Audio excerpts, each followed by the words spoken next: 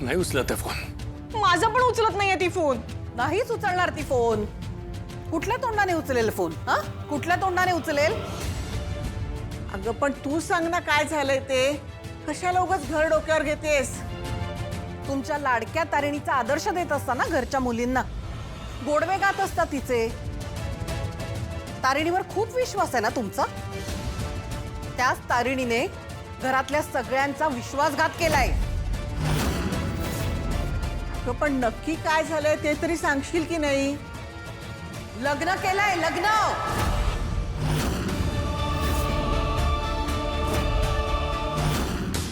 कमाल केली बाबा या दोघांनी.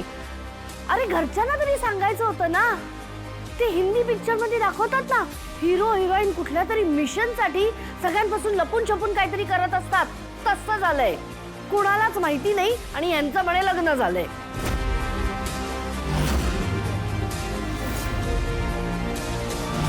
लग्न केले?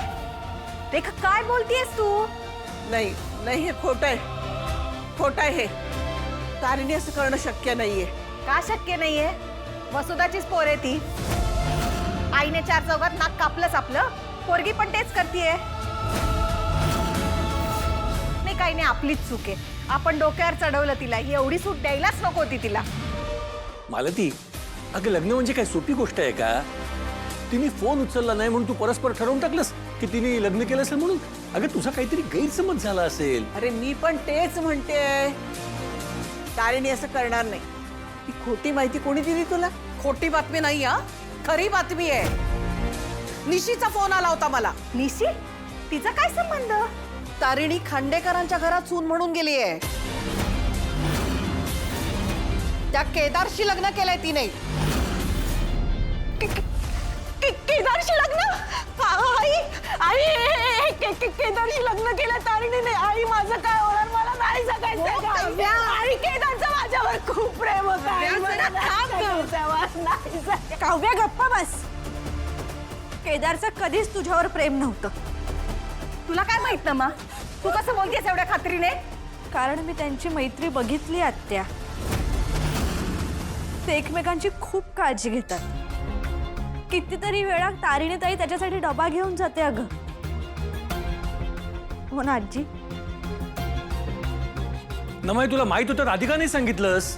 बाबा हो, मला वाटलं की तारिणी ताई स्वतःहून आजीला सांगेल म्हणून काही बोलले नाही. नाही पण मी आजी नाही, मी बरोबर डाव साधला तारिणीने. केदार खांडेकरांचा मुलगा आहे कळल्यावर गपचूप लग्न करून मोकळी झाली ती. माझ्या निशीचं नशीब फळफळलंय ना, हे बघवलं नाही तिला. बरोबर डाव साधला. काव्या अगं काय करतेस तू? डोकं फिरलंय का तुझं?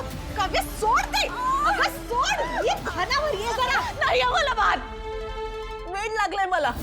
आई मी केदार शिवाय जगायचा विचारही करू शकत नाही ग. अगं लग्न केलं त्यांनी. का वागला तो माझ्याशी असं? घे घे घे आसुरा, घे कापूस घे.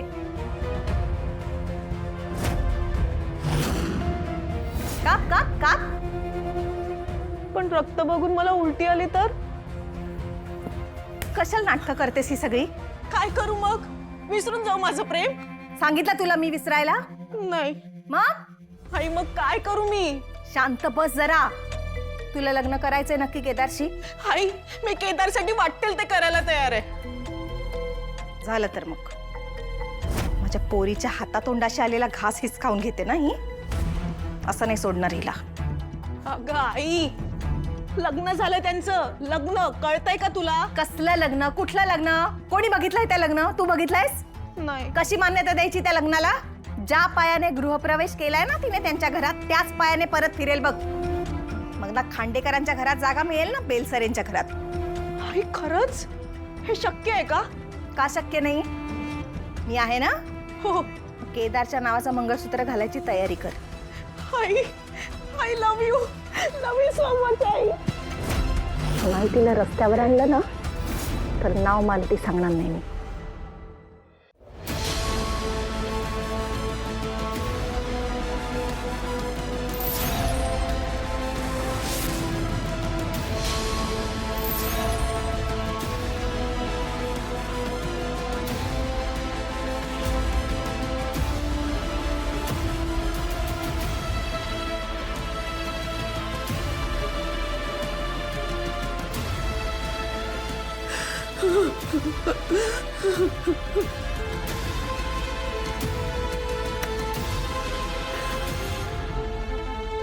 आतापर्यंत घरी सगळं कळलं असेल.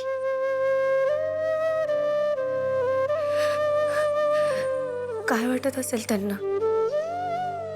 बाबा, नमा आणि सुमी. तारिणी, असं का केलंस ग? का केलंस असं? मला न सांगता लग्न केलंस? मला विश्वासानं सांगावंसं नाही वाटलं का ग तुला? नेहमी सुमियाची माझी बेस्ट फ्रेंड, सुमियाची माझी बेस्ट फ्रेंड असं म्हणणारी तू मला न सांगता लग्न केलंस. आजी म्हणून कुठं कमी पडले मी तुला? सांग ना. तू लग्न केलंस त्याचं वाईट नाही वाटलं ग मला,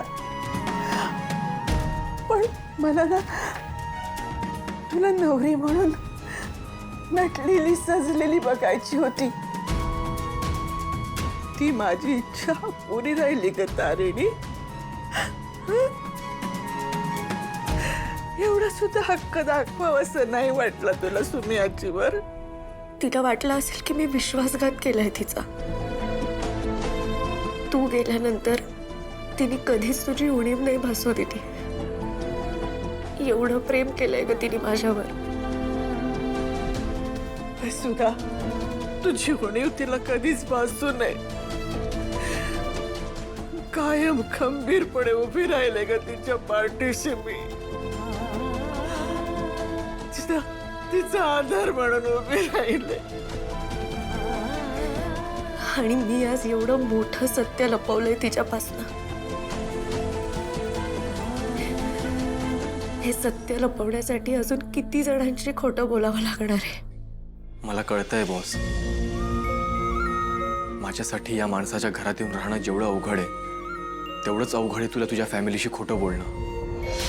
आणि तो माझा धनुष आजी आजी म्हणत होता ना ग, त्याला सुद्धा मला सांगावं असं नाही वाटलं का?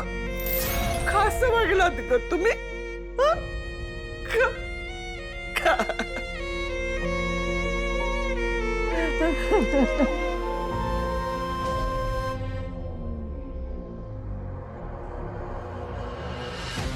पण हे मिशन पण तितकंच गरजेचं आहे ना केडी.